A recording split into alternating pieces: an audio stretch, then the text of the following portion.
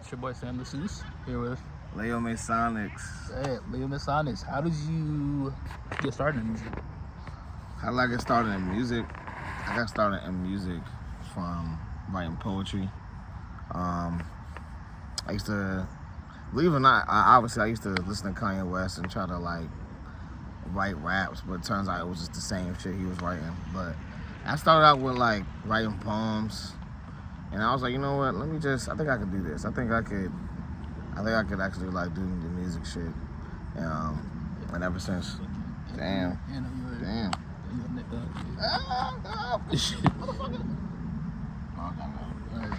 Goddamn. Had to peep that shit. Good look. But nah, but yeah, just been doing that. And that's how I kind of started, just writing poems first, and then just kind of started doing the music thing after that. Okay. And I used to sing it in church. Okay, you was currently R&B, like. Yeah, no, I mean I used to sing in the choir. That's all. Okay, so yeah. And like, what was your first project that you put out? First project, I guess that I was like, here, this is my first offering to the world, was MXTV. MXTV? Yeah, it was like kind of literally just storytelling about my life in college at the time. So, okay. And you know, I was calling it reality TV because it's like it was real shit. Yeah. Was college like during like one of the first experiences of like you rapping? Yeah, I didn't start like rapping until college. Okay. So for sure. What was the reception for you in college, like when you were rapping? It was a little iffy. People wasn't fucking with it? I mean, I feel like some people were. Like, it was crazy because one time we had like this, it was like a talent show. Mm-hmm. It was for money, like, and I ended up doing like 2 songs on that joint that I recorded at one point in time, and I won just me performing the songs, whether they liked it or not. I don't know. In the end, it was one of those things. They was like, make some noise. Make some noise. So this nigga played. And then everybody clapped for me, and I was like, we'll take it. I did not expect to win that shit. I was like, damn. Yeah, really, people was really cheering for me for them songs. But I mean, during that time, I feel like people have been real with me, saying this and third. I've also done self-reflection too. Like, damn, why don't I sound like this? Like, yeah, like, honestly. And then over the years, it's been slowly clicking, and that's the only way. That's the beauty of being an artist, is just really pursuing something and perfecting the craft. I'm not saying my craft is perfect, but it's way better than it was when you first in 2015. I mean, yeah, that's like a 11-year like trajectory. Yeah. How do you feel like your how do you feel like your transition from like when you first started to now? Like how's that been? Transition from just like over the years, like your music, how you approach making music now? Okay, how I approach. It's transition from, like I said, writing poems to now. So from writing poems to like doing writing pages or just writing to now, I'm able to write, maybe freestyle. I don't really sing like that unless I'm trying to get something going. But I feel like now to get into it's easier to get into the creative process now for me. When it used to be like, oh, I need a subject, or I need this. No, just go in. Now I'm going off however I'm just feeling at the time. That's something I'm something new I'm going with. Just go off literally how you feel in that exact moment. Do you like normally like punch in when you're rapping, or? Oh no, I don't do that shit. You like do that? I do that when I need to, but it ain't like all right, y'all. All right, ready? No, we are doing a whole. Sometimes I write the whole. I remember one time I was in the studio and I recorded the whole damn song in one take, but then I realized, nigga, that was just for the engineer to get my levels right, and I was like, nigga. Yeah, but I feel like that has definitely helped. That's the transition of it. Yeah, I was about to say, how do you feel like your live performances have changed from then versus now? So when I first started, I feel like I always had some type of energy, but I didn't have the breath control, and that was because I also that was in the writing too. Once you start writing and it's fluent, it'll come out. The words will come out better. The flow come out better. Once that started changing, I started to feel it a little better. And then also when I first started, I wanted to rap with my vocals. Boo. I do not do that no more. Do not do that anymore. My bad. What made you get I'm out gonna of do a bug check real quick. Yeah, you go for it. Nah, you good. You straight. I'm good. Yeah, you good. Alright, Shit, fuck.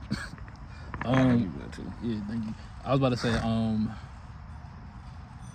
what made you like want to get out of like not rapping with your vocals? Cause it's not a live experience, and you're not hearing me. That's what I'm saying. You're not hearing me, so it's not a live experience. Yeah. Point blank. True. You can also, if you have a song that's not clean, you can change the lyrics. Some people do that sometimes. I've done that sometimes. And it's also like a challenge. Like, can I memorize all my shit so you can get the whole song? People cannot do that no more, or don't do it. They can't. Niggas be struggling over the tracks. Like, that ass. I can hold you. Who are your influences? I feel like I might have asked you that like a lot our last interview. But like, who are people that inspire you to like just create? Kanye, number one. Old Kanye or new Kanye? Both. Just Kanye in general.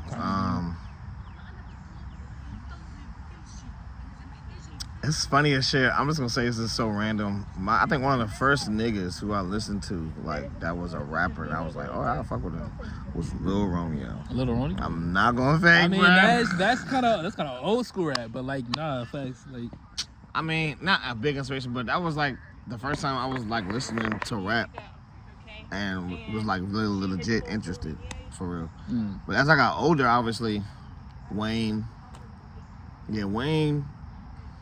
I hate to say this, I don't hate to say it, but Drake, one of the inspirations. So yeah, we'll go Kanye West, Drake, Wayne. Okay. Definitely some guys who I definitely paid attention to growing up. How do you feel like the reception of this project has been? It's on my face. All right, No, you good. The reception is going good, man. It's so crazy. I got my cousin and my little cousin and his classmates doing it. We listening to it. Like I got all my peoples listening to it. People who have seen me like in the jam sessions or just in general, they're listening to it, and I'm getting good reception back. Like everybody's saying it's good, and I feel like it's genuine. Like it's not just because they're my friend, but they're saying I'm hearing some people also say this is my best work, and I'm like, I recorded this like most of this music 6 years ago. I'm like, dog. I'm saying to myself like, damn, 6 years ago, niggas is late. Well, that's no biggie though, but I feel like I'm getting good reception. Okay. For sure. That's good. Any performances coming up? Like how the performances been so far for you, just for like the album? They've been good. I had a performance, like my first time ever performing the songs of the album was like February 27th. I was part of a tour with Craig Lady J, Agro Nation tour. Shout out Craig Lady J. And also performed again later. It was another open mic I headlined. But no, I feel like everybody is taking it well. Like I haven't even gotten to like all the songs. I'm just performing a single, so I haven't gotten to like the B-side, quote unquote, of it. And I also have other songs that I recorded later that didn't make the actual project. Are you at any point gonna do a deluxe or? Yeah. Okay. Shit. Looking for that. Yeah. Cause I feel like some people were saying some of the songs that I left off should have been on, but I was like, I wanted to be two separate jumps. Yeah. So it may not even be a deluxe. It may just be like a whole nother different type direction project. Okay. But yeah. For sure. I'm getting good feedback. And like me doing these songs is like I'm not gonna say attraction, but like I'm getting attention from like people who do like interviews and they'll do podcasts because I'm performing these songs. You know what I'm saying? So yeah. You got anything like lined up or set up?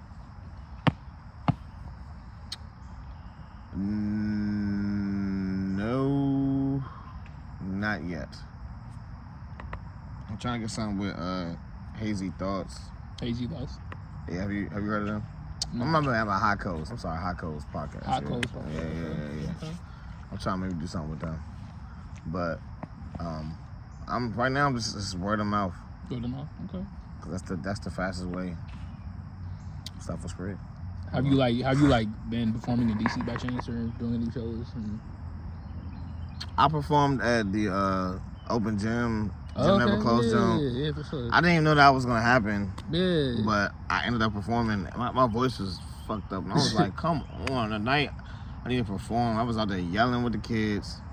But that was a dope event though. It was dope event. Hopefully something came about from that. In the building, as far as like industry niggas and people like me, underground rappers trying to get to that next step. But no, it was good though. And then also these past 2 Sundays I've been performing with Artivism. Shout out Artivism. My man King Shamar, my man Josh, my man Liam, Tim, Kai. We be performing at Union Market every Sunday. Oh, okay. Well, I gotta head out there. Yeah. It's been a minute. We on the street with it.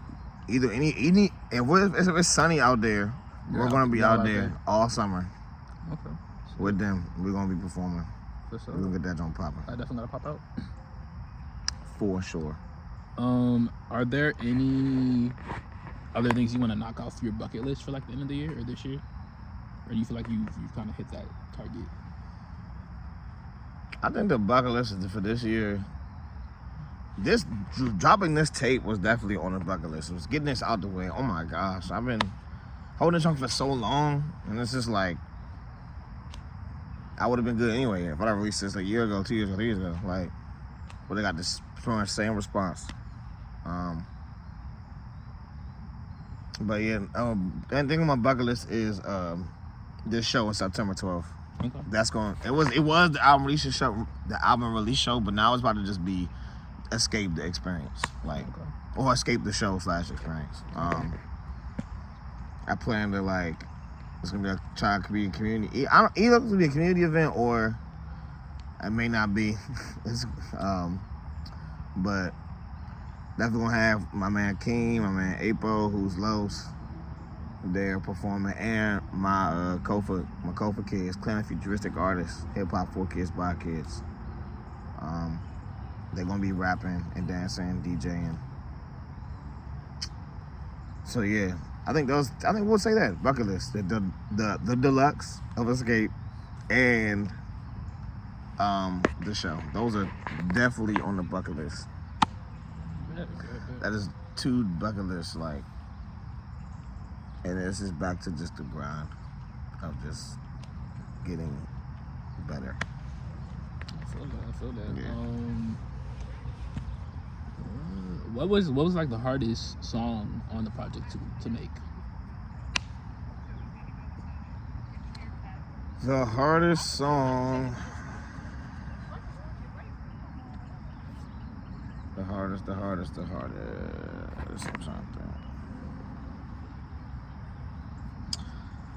I think the hardest song was Stay Down. And I feel like that was the hardest song to make because that joint, something kept happening with the vocals and what's what I'm looking for? The actual like project with a Oh my gosh, I'm losing words here right now. The actual folder, like what a project for the song was, stuff kept deleting, so I had to keep going back, find older ones, made a new one, and then we ended up finding the old. Like, it was just a whole lot of crap. I bet. It sounded like a. And that joint had a lot of vocals. That joint has a lot of vocals on it. So I think that joint was the hardest. That was the reason why it was so hard to get that one done. Yeah, I can't really think of the other ones. The other ones was just easy to do. But it was crazy because this actually really felt like it was like any other project, when any artist has a project. That joint, I feel like each song had like some type of like obstacle, or we had to add something. It wasn't just we recorded it and that was it. Like y'all had to keep going back to it and like. Yeah, because me and Mickey Lee, we ended up having to go back, and he redid most of this. Like, we had the version one way, and he went back and redid some of the beats. Yeah, and it sounds way better than when it did. Like, it was like a whole bunch of little beat switches. Like, it's crazy because we made it in 2020, but now we dropped it in 2026, and now it can fit right in. It doesn't sound old. Nobody would think I recorded this 6 years ago, except for me. Except for some of the references, but yeah. And what was like the hardest like song on the project to record? Hardest to record? To write, to record, like. I thought that wasn't what you just asked. I think I said. I thought like, what was the favorite song? Oh no, you said what was the hardest. Oh, I didn't. My bad. Sorry. It's all good. What was your favorite? So what was my favorite?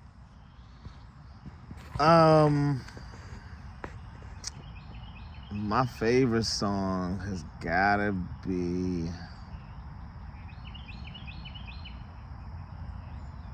Scarred.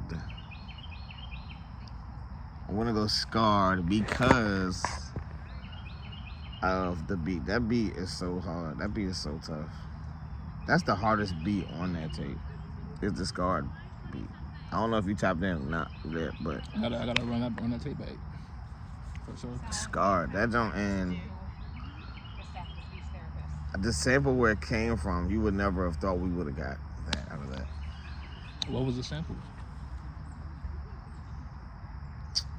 The sample was Paul Hardcastle.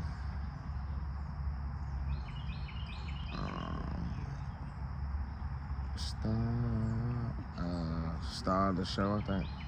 Okay. 'Cause you're a star. Yeah, I think it's called. I think that's what it's called. I want to look this up because I want to make this right. Oh, Star of the Story. That's what Star of the it's called. Story. Yeah. Can't word. Hardcastle. Star. Yeah. Star of the Story. Yeah, Paul Hardcastle. He's infamous for a lot of like jazz, a lot of different jazz records. I'm not a big fan. I like jazz, but that's like the main guy who I really fuck with. Okay. And I get that for like my grandfather. He used to play a lot of jazz. He used to play a lot of jazz when I was younger. When I used to go visit him in Georgia, so that's where I got that from. For sure. Yeah. Well, last question is, what is the taste of this album? What is the taste? Yeah. Or like your sound currently? That's crazy because specifically to this album, there's no specific direction. Literally, I was listening to the joint and I was like, literally almost every song is different. Obviously, it's hip hop and there's no rules because I'm rapping, but every song is literally different. Like, there's a boom bap, there's a trap, there is a beat, boom. I call it boom trap. The first song. There's like lo-fi. There's rebellious. We're talking about our people, black people. We're talking about riches, talking about money and what we do for money because of the position we're put in as black people. No, that's real shit. And and it's like storytelling beats. Yeah, storytelling beats. I don't know if that makes sense, but no, it does. Yeah, it does. So there's like literally every song I feel like is different, and I feel like that's why people may like it because the whole thing is not the same. Like as far as like, you know, you have a hip hop album and most of them will be like boom bap. Yeah. No, like every song is a little different. So yeah. For sure. Hey, well, go stream that. Go check that out. Look out for